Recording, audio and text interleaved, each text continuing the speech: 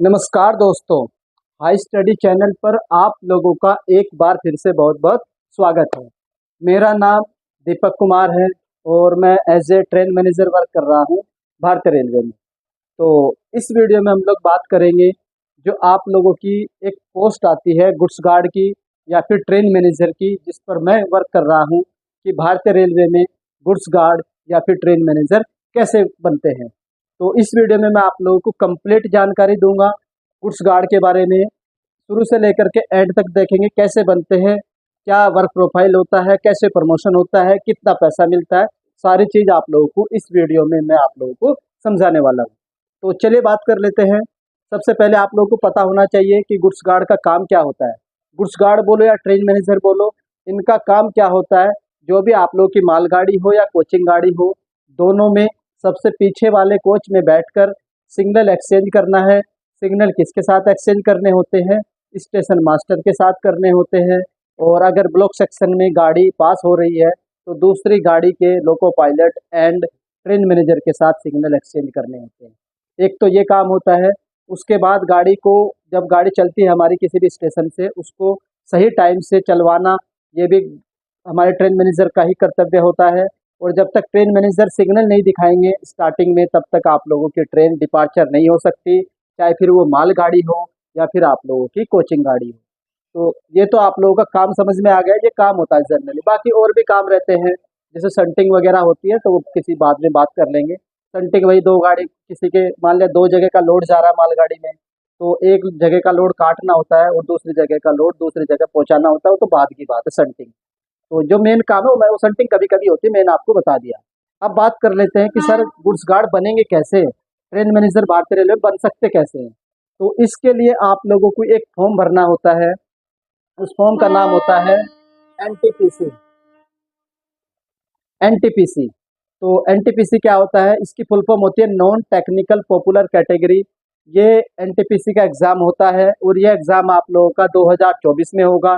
इससे पहले 2019 में वैकेंसी आई थी, उससे पहले 2015 के आसपास वैकेंसी आई थी। तो ये पेपर है एनटीपीसी का। और इसी के थ्रू आप लोगों के बहुत सारे पद होते हैं, लेवल 1, लेवल 2 के, लेवल 3 के, लेवल 4 के, लेवल 5 के, लेवल 6 के। तो इसी में से एक पद होता है लेवल 5 के अंदर, जिसको बोलते हैं जेटीएम, गुड्स ट्रेन मैनेजर। जेटीएम ये लेवल 5 के अंडर में आता है और इसका जो ग्रेड पे रहता है वो 28,200 रहता है। सैलरी मैं इस वीडियो के एंड में बताऊंगा। तो ये तो पता चल गया कि एनटीपीसी का फॉर्म भरना होगा। फॉर्म कैसे भरना होता है? फॉर्म आप लोगों का ऑनलाइन भरा जाएगा। इस साल 2024 में जो वैकेंसी आएंगी वे आएंगी 2684 वैकेंसी। इस साल जो भारतीय रेलवे में वैकेंसी आएंगी एनटीपीसी के माध्यम से, वो आएंगी 10,884 वैकेंसी ऑल इंडिया लेवल पर, जिसमें से लगभग 3,500 के आसपास 12th लेवल की होंगी और 7,500 के आसपास ग्रेजुएशन के लेवल की होगी।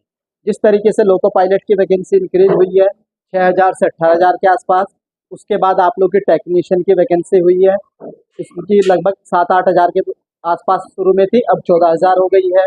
इसी तरीके से आप लोगों की एनटीपीसी की वैकेंसी भी इंक्रीज होगी, डेफिनेटली इंक्रीज होगी।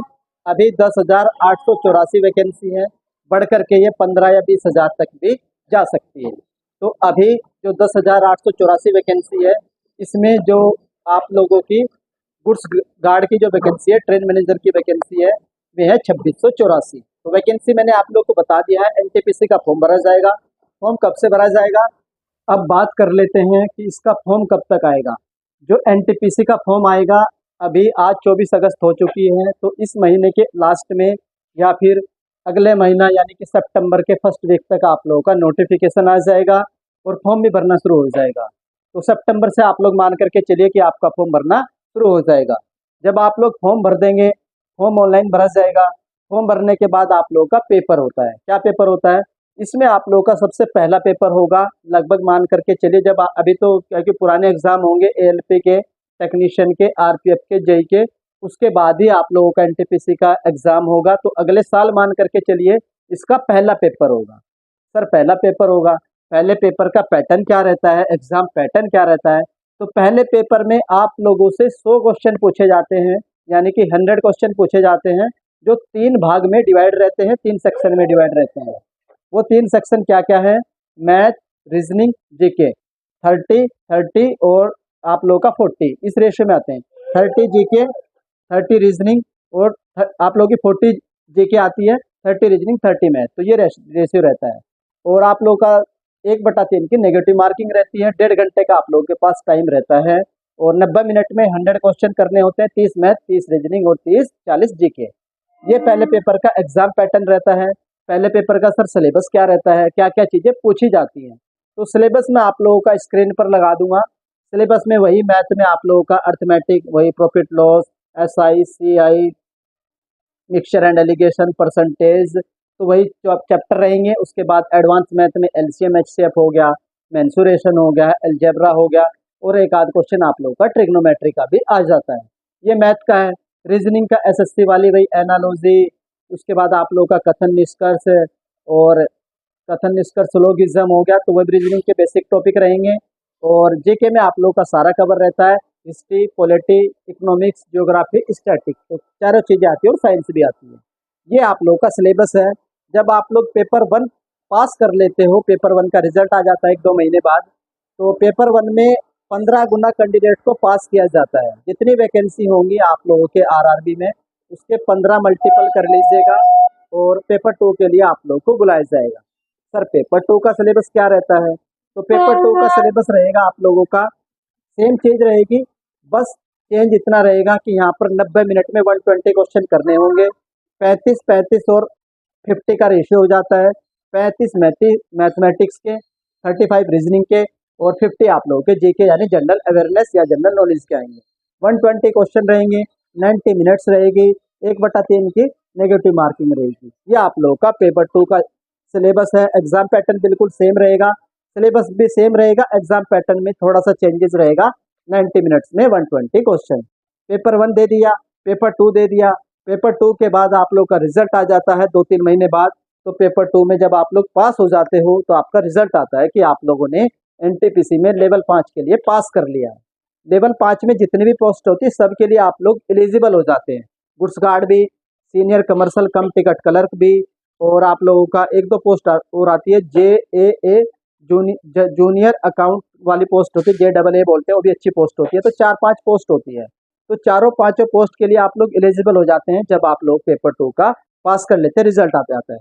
तो सर हमें कैसे पता चलेगा कि हमें गुड्स गार्ड मिला है, हमें सीनियर कमर्शियल कम टिकट क्लर्क मिला है, या फिर JAA मिला है, या फिर आप लोग का एक स्टोर का भी आता है पोस्ट, तो वो भी है लेवल 5 में। तो कैसे पता चलेगा, जब आप लोग का रिजल्ट आ जाता है लेवल 5 का, उसके बाद क्या होता है, आप लोगों का डॉक्यूमेंट्स वेरिफिकेशन होता है। तब तक आप लोग को पता नहीं होता है कि आपको कौन सी पोस्ट मिलेगी। डॉक्यूमेंट्स वेरिफिकेशन होगा, डॉक्यूमेंट वेरिफिकेशन के बाद क्या होता है, आप लोग का अगले ही दिन आपको मेडिकल के लिए भेज दिया जाता है। मेडिकल के लिए जहाँ पर आपका डीवी होता है, मान लीजिए अगर इलाहाबाद में डीवी होता है, तो वहाँ पर 2-3 सेंटर वो बता देंगे, डिवाइड कर देंगे। अगर 60 कैंडिडेट्स हैं तो 20 को आगरा भेज देंगे, 20 को कहीं और भेज देंगे, और 20 को कानपुर, इस तरीके से डिवाइड कर देते हैं। तो आप लोगों का अगले दिन मेडिकल हो जाएगा। अब मेडिकल का रिजल्ट वो तुरंत नहीं बताते हैं, वो ले लेते हैं 10-15 दिन या 15-20 दिन ले लेते हैं। जब मेडिकल का रिजल्ट आता है तो उसके बाद क्या होता है, आप लोगों का पैनल आता है। पैनल आता है, तो पैनल जब आएगा तो उसी में आप लोगों का मेंशन रहेगा कि आप लोगों को गुड्स गार्ड मिला है, ट्रेन मैनेजर मिला है, या फिर सीनियर कमर्शियल कम टिकट क्लर्क मिला है, या फिर JAA मिला है। तो जो भी लेवल 5 के अंडर में पोस्ट है वो आप लोगों को जब पैनल आएगा तब पता चलेगी। और पैनल कब आता है, जब आप लोग का मेडिकल क्लियर हो जाता है, मेडिकल के आधार पर ही आपका पैनल बनाया जाता है। तो पैनल आ जाएगा, पैनल में आप लोग को पता चलता है कि हाँ मुझे गुड्स गार्ड मिला है, ट्रेन मैनेजर मिला है। पैनल आने के बाद क्या होता है सर, पैनल आने के बाद आप लोगों का डिवीजन अलॉटमेंट होता है कि कौन से डिवीजन में आप लोगों को मिली है, वो पैनल में ही लिखा रहता है। तो जब डिवीजन अलॉटमेंट हो जाएगा, उसके बाद आप लोग का डिवीजन के अंडर में डॉक्यूमेंट वेरिफिकेशन होगा। 2 बार डीवी होता है आप लोगों का, एक बार तो उसमें आरआरबी में, दूसरी बार आप लोग के डिवीजन में, जो भी आप लोग को डिवीजन मिलता है। जब डिवीजन में डॉक्यूमेंट वेरिफिकेशन हो जाता है, तो डिवीजन का अगले ही दिन क्या करते हैं वो लोग, आपको ट्रेनिंग पर भेज देते हैं डिवीजन के डॉक्यूमेंट के बाद। तो नेक्स्ट दिन से आप लोग की ट्रेनिंग स्टार्ट हो जाती है, और उस दिन से लेकर के 50 वर्किंग डेज या फिर 2 महीने बोल लो, आप लोगों की ट्रेनिंग होती है।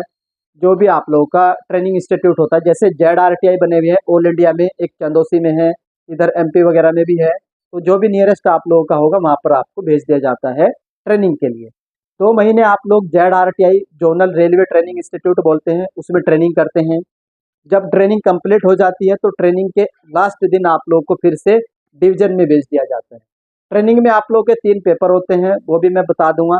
तीनों पेपर आप लोग को पास करने होते हैं, तभी आप लोगों की ट्रेनिंग सक्सेसफुली पास मानी जाती है और आप लोगों की जो ट्रेनिंग पूरी होगी और जॉब कंफर्म होती है। अगर ट्रेनिंग में फेल हो जाते हैं तो फिर से आप लोग को पेपर देने होंगे। तो जब तक आप लोग के पेपर क्लियर नहीं होंगे तब तक आप लोग गाड़ी पे नहीं जा सकते, इंडिपेंडेंट चार्ज नहीं मिलता है। तो ट्रेनिंग कंप्लीट हो जाएगी। ट्रेनिंग कंप्लीट होने के बाद आप लोगों को अगले ही दिन आपके डिवीजन में भेज दिया जाता है। अब डिवीजन क्या करेगा, आप लोगों को 14 दिन का LR देता है। LR क्या होता है? लर्निंग रूट, यानी जहाँ भी आप लोगों को जिस रूट पर चलना है उसको आप लोगों को सीखना होता है। कैसे सीखते हैं? तो जो भी सीनियर्स होते हैं आप लोग, उनके साथ आप लोग को भेज दिया जाता है कि एक दिन आप इस रूट पे चले जाइए, नेक्स्ट दिन उस रूट पे चले जाइए, और जो भी वर्किंग से रिलेटेड जानकारी है अपने सीनियर से पूछ लीजिएगा।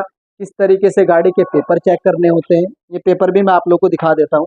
जैसे जो भी आज मैं गाड़ी लेकर जा रहा हूँ उसके ये क्वेश्चन ऑर्डर रहता है और ये पेपर रहते हैं।